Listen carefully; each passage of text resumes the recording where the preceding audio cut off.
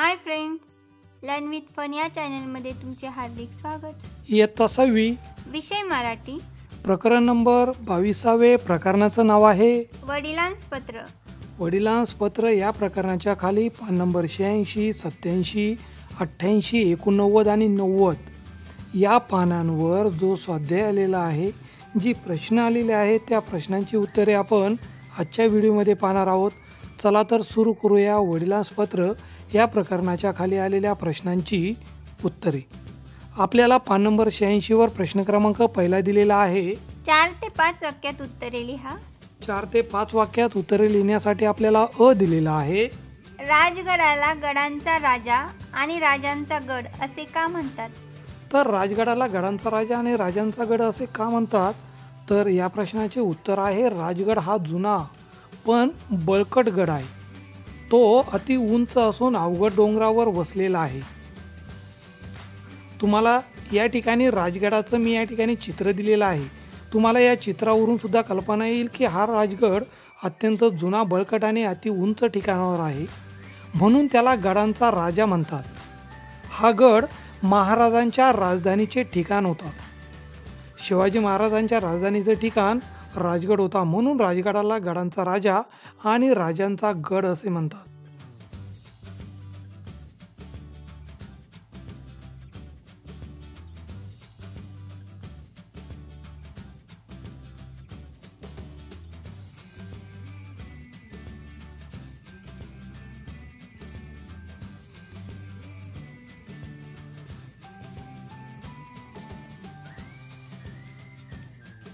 यानंतर पुढे आपल्याला आ दिलेला आहे. शिक्षकांनी मुलांना राजगडाबाबत कोणती माहिती दिली? तर शिक्षकांनी मुलांना राजगडाबाबत दिलेली माहिती आहे की 1946 साली छत्रपती शिवाजी महाराजांनी राजगड ताब्यात घेतला. हा गड जुना, दुर्लक्षित, ओसाड पण बळकट आहे. तो अति उंच असून अवघड डोंगरावर तो वसलेला आहे. जगातील सर्वोत्कृष्ट अशा 14 किल्ल्यांच्या प्रतिकृती स्वित्झर्लंडमधील म्युझियममध्ये ठेवलेल्या आहेत. त्यात भारतातील एकमेव राजगडाचा समावेश आहे, अशी माहिती शिक्षकांनी मुलांना दिली.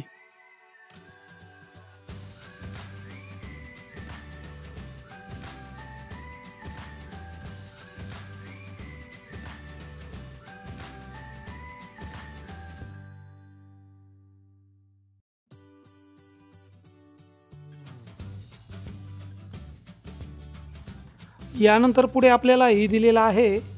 राजगडाचे भौगोलिक स्थान आगळेवेगळे आहे असे का म्हटले असावे?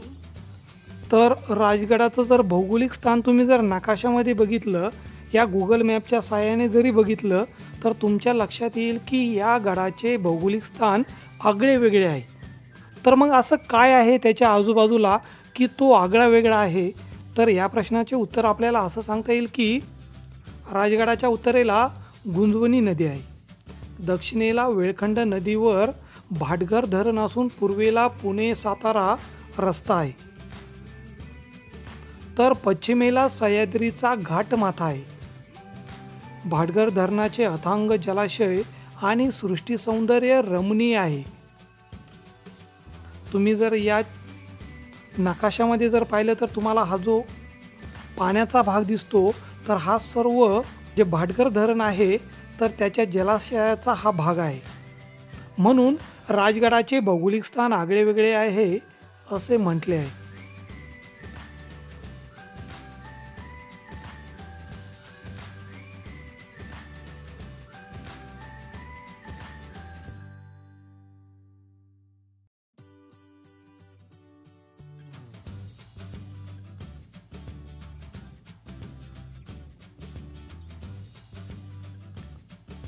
यानंतर पुढे आपल्याला ई दिलेला आहे.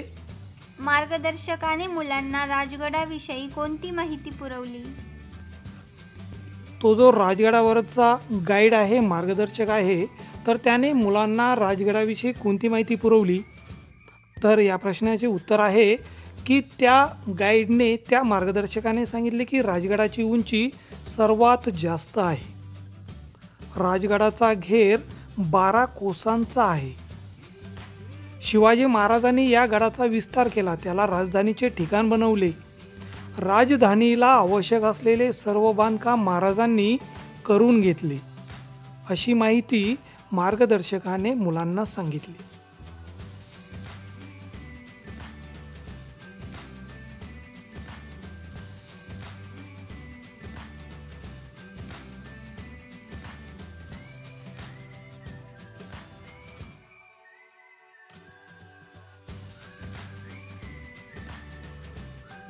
यानंतर पुढे आपल्याला दिलेला आहे.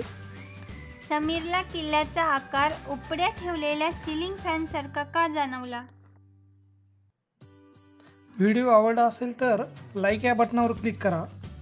चॅनलला सबस्क्राईब केलं नसेल तर सबस्क्राईब या बटनावर क्लिक करा, म्हणजे पुढच्या व्हिडिओची जी नोटिफिकेशन आहे सगळ्यात अगोदर तुम्हाला मिळेल. या ठिकाणी हा जो नकाशा आहे तर हा आहे राजगडाचा. तुम्ही जर सिलिंग फॅन बघितला तर सिलिंग फॅनला जशी 3 पाती असतात तशा पद्धतीने हा राजगडाचा नकाशा आहे. तर समीरला किल्ल्याचा आकार उपड्या ठेवलेल्या सिलिंग फॅन सारखा का जाणवला, तर याचं उत्तर आपल्याला असं सांगता येईल.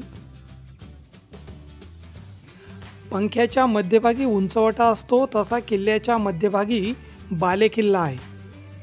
या नकाशामध्ये पाहिलं तर हा जो मध्ये आहे भाग हा बालेकिल्ला आहे. पंख्याची 3 पाती असतात तशाच या किल्ल्याच्या पण पद्मावती, पुढे आहे सुवेळा, इकडची ही माची, आणि संजीवनी ही माची, अशा या 3 माच्या आहेत. म्हणून समीरला किल्ल्याचा आकार उपड्या ठेवलेल्या सिलिंग फॅन सारखा जाणवला.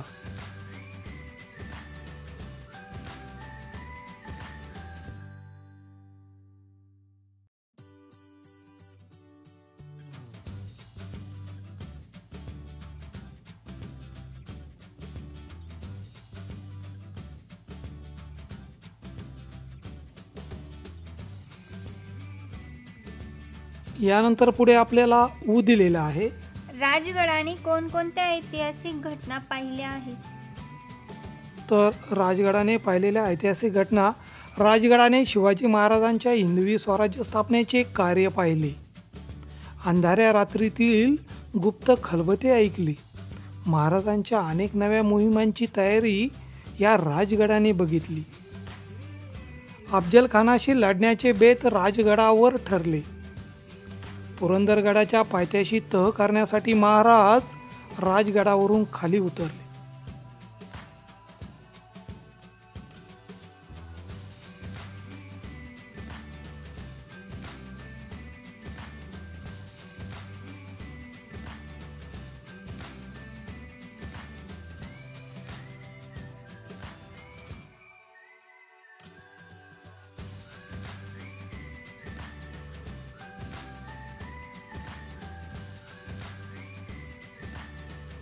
यानंतर पान नंबर 87 वर पुढच्या पानावर प्रश्न क्रमांक 2 दिलेला आहे. समीर असे का म्हणाला असावा? तर त्यासाठी आपल्याला दिलेला आहे. महाराष्ट्र किल्ल्यांचे राज्य आहे.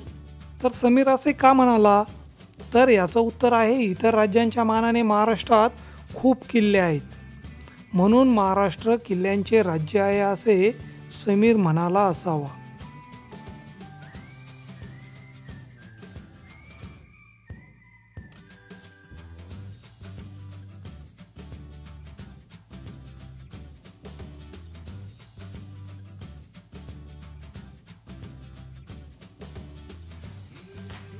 यानंतर पुढे आपल्याला दिलेला आहे. किल्ल्याहून मला परतावंसं वाटत नव्हतं.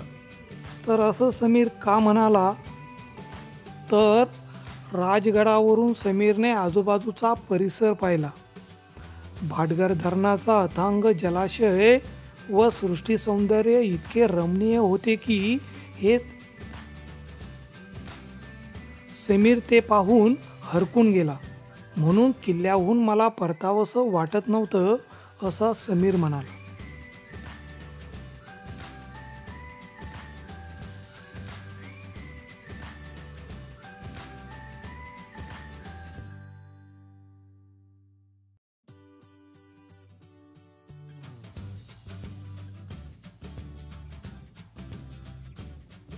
यानंतर पुढे आपल्याला ई दिलेला आहे.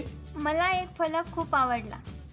तर समीरने त्या ठिकाणी अनेक फलकं पाहिली, वाचली. त्यापैकी एक फलक समीरला खूप आवडला. तर का आवडला? कारण त्यावर लिहिलेले होते, या गडावर नेताजी पालकर, तानाजी मालुसरे, येसाजी कंक शिळीमकर या थोर व्यक्तींचे वास्तव्य होते. म्हणून समीर म्हणतो की मला एक फलक खूप आवडला.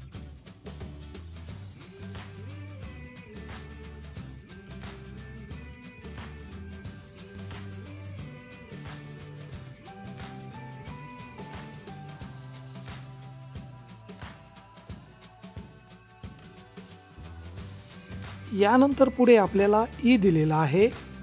आपल्या सर्वांसाठी अभिमानाची गोष्ट अशी की भारतातील एका किल्ल्याचा त्यात समावेश आहे. तर या प्रश्नाचे उत्तर आहे, समीरच्या सरांनी असे सांगितले की जगातील सर्वोत्कृष्ट अशा 14 किल्ल्यांच्या प्रतिकृती स्वित्झर्लंडमधील म्युझियममध्ये ठेवलेल्या आहेत. त्यात राजगडाची प्रतिकृती आहे. हे ऐकून समीरला अभिमान वाटला. अशाच प्रतिकृती स्वित्झर्लंडमधील म्युझियममध्ये ठेवलेल्या आहेत आणि त्या फक्त 14 आहे आणि त्यामध्ये आपल्या राजगडाचा समावेश आहे.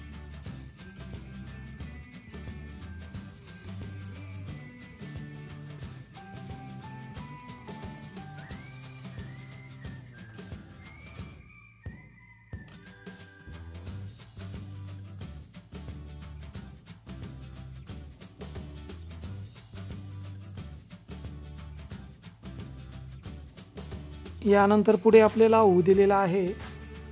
आपण प्रत्येक मोठ्या सुट्टीत एक किल्ला बघण्याचे ठरवूया का? तर समीर असे का म्हणाला? तर रायगड या भव्य आणि ऐतिहासिक किल्ल्याचे दर्शन घेताना समीरचा ऊर अभिमानाने भरून आला. असे अनेक किल्ले बघायची इच्छा त्याच्या मनात निर्माण झाली. म्हणून आपण प्रत्येक मोठ्या सुट्टीत एक किल्ला बघायचे ठरवूया का, असा प्रश्न त्याने बाबांना विचारला.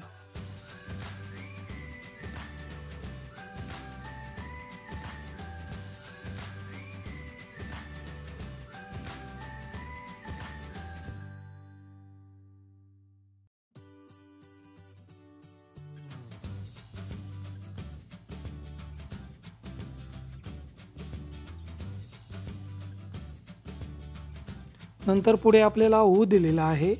आईच्या हातच्या जेवणाची खूप आठवण येते. तर समीर असे का म्हणाला? समीर घरापासून दूर वसतिगृहात राहत होता. वसतिगृहातील जेवण बरे होते, पण त्याला आईच्या हातच्या जेवणाची चव नसावी, म्हणून आईच्या हातच्या जेवणाची खूप आठवण येते, असे तो म्हणाला.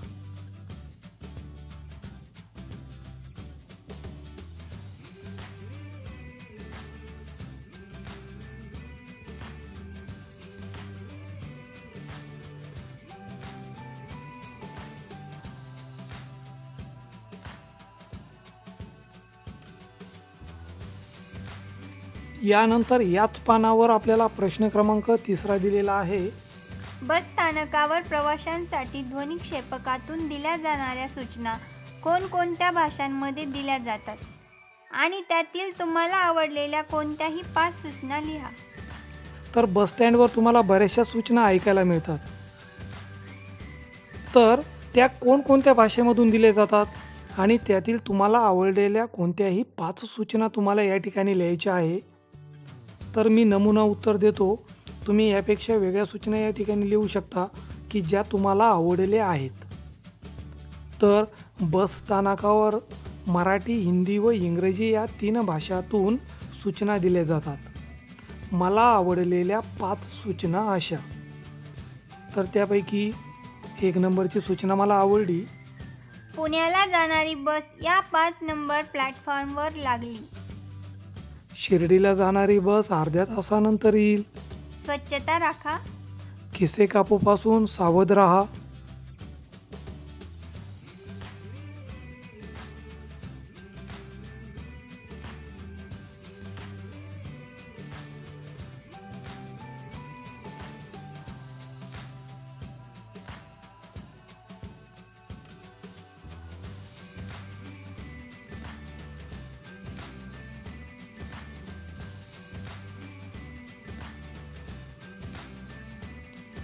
यानंतर प्रश्न क्रमांक 14 दिलेला आहे.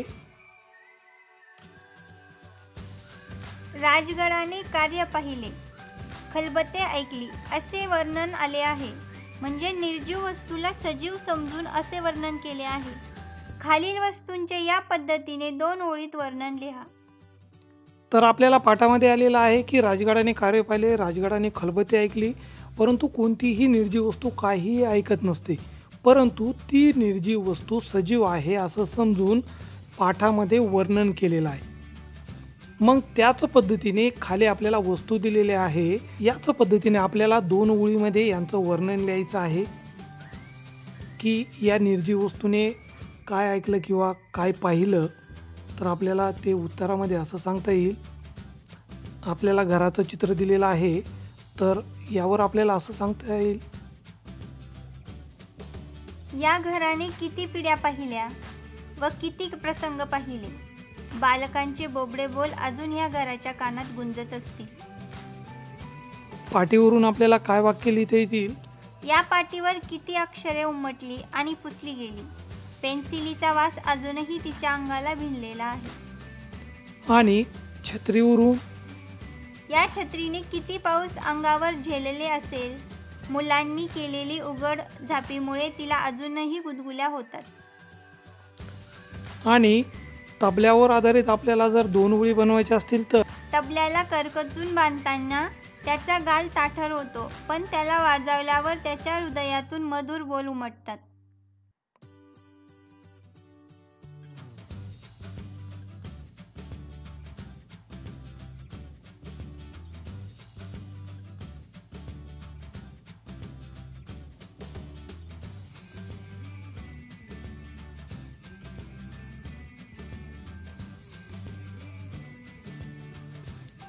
यानंतर याच प्रश्नाखाली प्रश्न क्रमांक 5 दिलेला आहे. राजगडाची वैशिष्ट्ये दिलेल्या तक्त्यात लिहा. तर आपल्याला राजगडाची वैशिष्ट्ये लिहायची आहे. तर राजगडाची वैशिष्ट्य आहे जुना, दुर्लक्षित, बळकट, अति उंच, भव्य.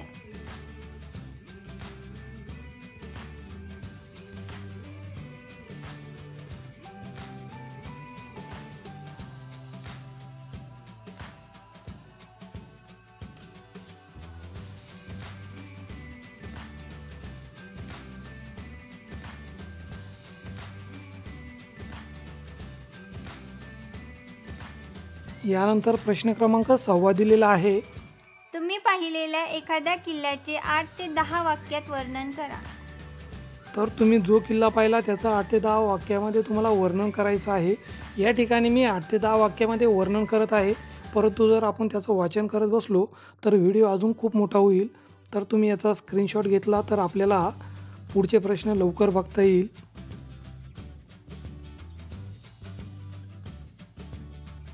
तुम्ही याचा स्क्रीनशॉट घ्यायचा आहे म्हणजे आपल्याला लगेच पुढच्या उत्तराकडे जाता येईल.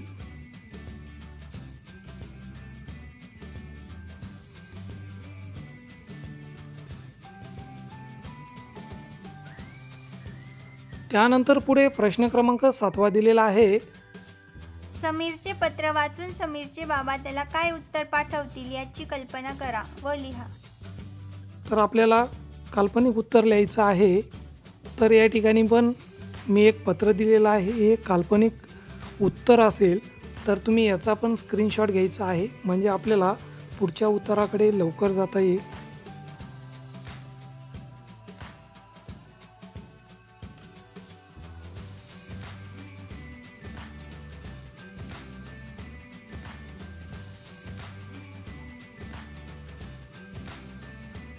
नंतर पान नंबर 87 वर याच पानावर सगळ्यात शेवटी खेळूया शब्दांशी. खेळूया शब्दांशी मध्ये आपल्याला अ दिलेला आहे. खालील शब्दात लपलेले शब्द लिहा. तर आपल्याला शब्द दिलेले आहेत. वसतिगृहातले, पुढे आहे भारतातील आणि राजधानी. तर यात लपलेले शब्द आपल्याला लिहायचे आहे. तर यात कोणकोणते शब्द लपले आहेत यांचा पण तुम्ही स्क्रीनशॉट घ्यायचा आहे म्हणजे आपला टाइमपास होणार नाही.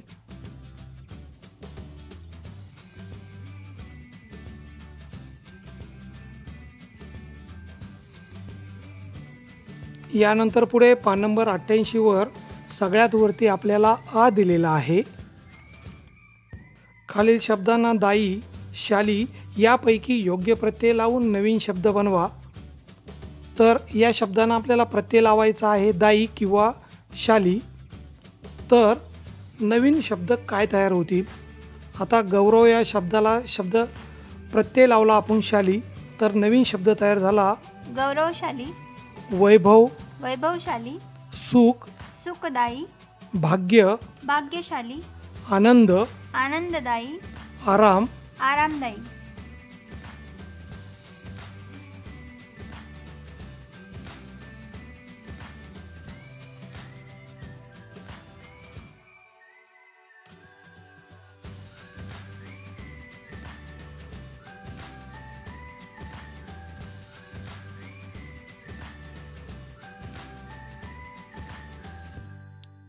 यानंतर सगळ्यात शेवटी पान नंबर 90 वर आपल्याला सारणी पूर्ण करण्यासाठी दिलेली आहे.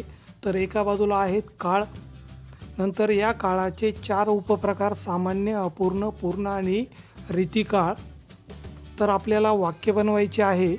तर वर्तमान काळाचा उपप्रकार सामान्य वर्तमान काळ, त्यामध्ये वाक्य दिलेलं आहे. मधुबाला तबला वाजवते. तर अपूर्ण वर्तमान काळामध्ये हेच वाक्य असे होईल. मधुबाला तबला वाजवत आहे. पूर्ण वर्तमान काळामध्ये हेच वाक्य. मधुबालाने तबला वाजवला आहे. आणि रीतिकाळामध्ये हेच वाक्य. मधुबाला तबला वाजवत असते. नंतर पुढे काळ दिलेला आहे. भूतकाळ. तर सामान्य भूतकाळामध्ये आपल्याला या वाक्यावरून या ठिकाणी वाक्य बनवायचं आहे. तर वाक्य होईल मधुबालाने तबला वाजवला. तर अपूर्ण भूतकाळामध्ये वाक्य तयार होईल. मधुबाला तबला वाजवत होती. आणि पूर्ण भूतकाळामध्ये मधुबालाने तबला वाजवला होता. आणि रीतिभूत काळामध्ये वाक्य तयार होईल. मधु वाजवत असे.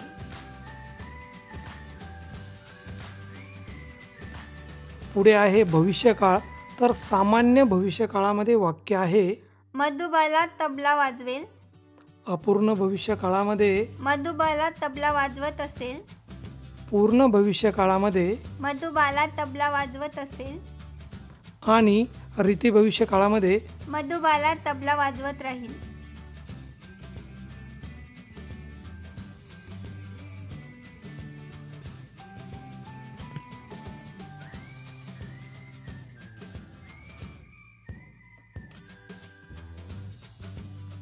चॅनलला सबस्क्राईब केलं नसेल तर सबस्क्राईब या बटनावर क्लिक करा.